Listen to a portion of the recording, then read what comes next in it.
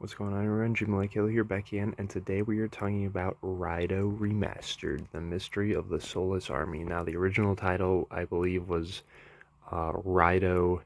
It was Shin Megami Tensei, Devil Summoner, Raidou Kuzunoha versus the Soulless Army. That is a mouthful. So if you think this is a mouthful, it was even worse before. They cut out the name and the subtitle of the subtitle because it's a spin-off of like a sub-spin-off.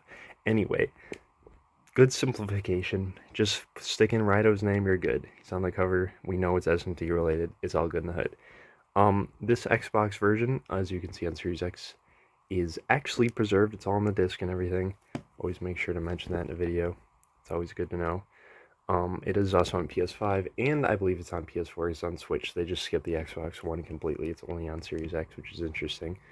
But good for preservation. So here's the physical, and now let me break down the game and kind of tell you how it works and stuff. Okay, so here we are in the game. I'm just gonna kind of run through how the game works, all that stuff by showing you it directly. I recorded this before, so you're gonna have to bear with me once again. I just want to make sure the video is good because this game deserves it. So, we're gonna load here because it's the easiest to show like the difference in gameplay and stuff like that. So basically how this game works is you'll usually start the chapter in an army detective agency. You can save here, and then you'll get your objective, and then you'll leave. You'll go try to find or go to wherever said objective is to do it.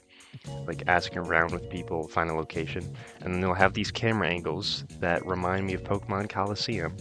I don't know if it's because this was a PS2 game, or it's just how the game was made, where it has these. Like this one follows you the whole time, but then it'll be like this one where it's like disconnected. It'll be kind of like a fixed camera angle and lets you go down. That reminds me of Pokemon a lot. Like I said, also a GameCube game, same era. I don't know. Anyway, completely unrelated. What I was saying, you'll find the objective, do the objective, that's your main thing. There's also a bunch of side quests, as you can see. These people with the little blue exclamation point over their head, those are little side quests you can do. It will give you rewards and stuff like that. These rifts as well are little side things you can do. You can get rewards for completing a certain number of them. And this is the main battle. So it's kind of simple. When you press X, you just keep pressing it. It's the same combo. It's not different. You press Y, it's just the same thing. You can't really push them together. They're kind of their own thing. But basically how combat works is you'll have you doing the real-time action combat, which is, this is not a press turn game, it's just turn-based. And then you'll have the demons being able to use their super effective moves, well, if they have them. And you can also tell them off to just do like certain physical moves to try to save your magic meter as to preserve it so you can use your own special moves, which I'm going to show you in a second here. Another one of these. So, yeah, you can summon any of the demons that you currently have, and you'll see a little exclamation mark if they can do weakness damage to the current enemy. You can also, instead of negotiating with them directly, you just hold the right trigger and then either tap or hold B, and then they'll ask you a little question, or if they're low enough levels, they'll just join you, and then that's how you get a demon in this game. So yeah, this game, like I said, X is just one thing, Y is just one thing, it's more strong.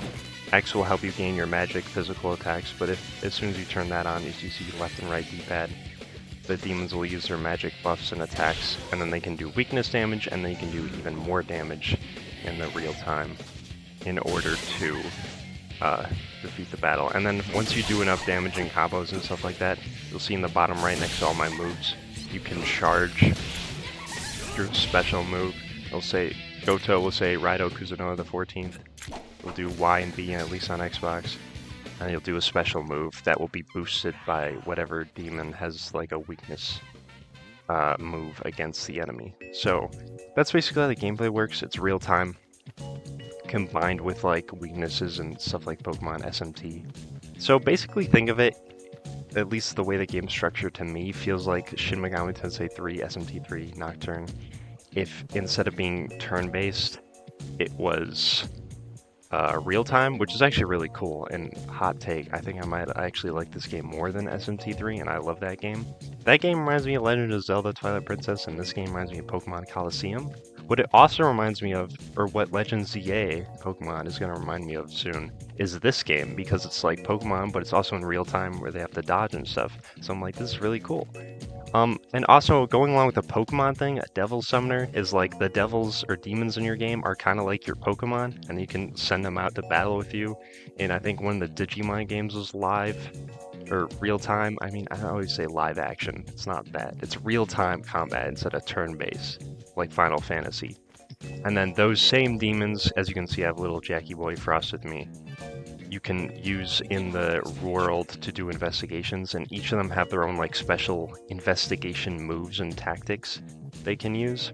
So they can completely split up. This is used for solving puzzles, talking to certain demons to get certain items that they can only go. You can also fight in their own battles. Like if Jack Frost ran into an enemy, because they're not random encounters, you fight them specifically. Like they'll spawn, you'll see them, you fight them, which is great. And then you could just use Jack Frost moves in that fight. He'll 1v1 them, which is really cool. But yeah, that's how all the gameplay stuff works and stuff like that. The music in this game is great. Shoji Meguro, once again, knocks it out of the park, just like he did in SMT3, Persona 3, 4, 5. Same guy. Just as good as it was then as it is now. I think there might be some new like mixes of songs too as well.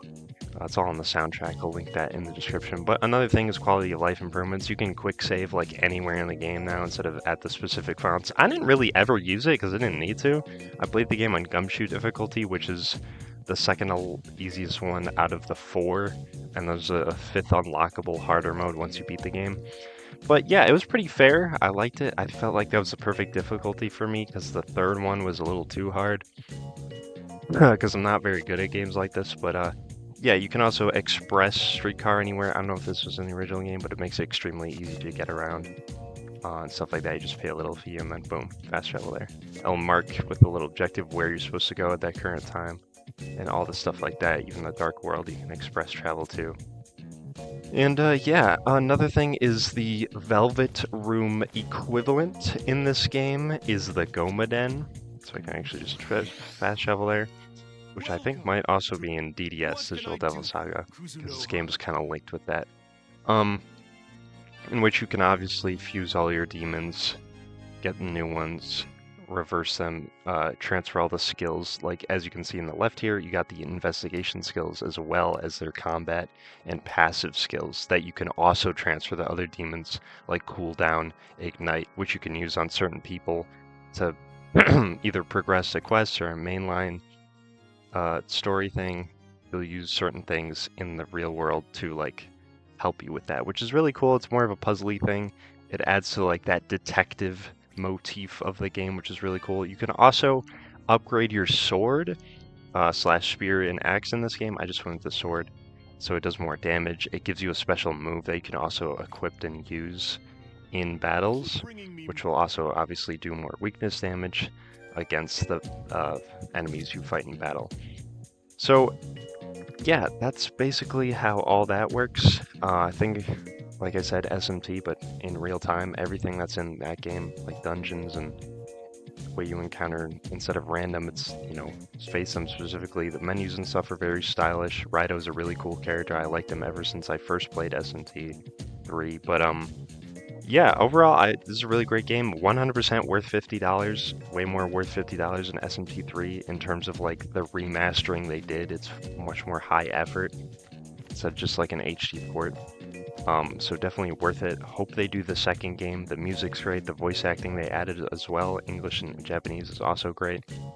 And yeah, what can I say? I recommend the game for any Atlus fan or SMT fan. Give it a 9 out of 10. And I usually don't give like out of 10 scores or whatever, but I think I would give it at least a 9 out of 10. It's that good. So yeah, it's short. It's like 12 to 15 hours you can beat it, at least on the difficulty I played, unless you do like side quests or whatever, but it's not too long or anything, in case you don't like super long games, because most Atlus games are pretty long, so it's definitely on the shorter side. But yeah, that's all for this video. Let me know what you think of Raidou if you've played it, if you played the original or anything like that.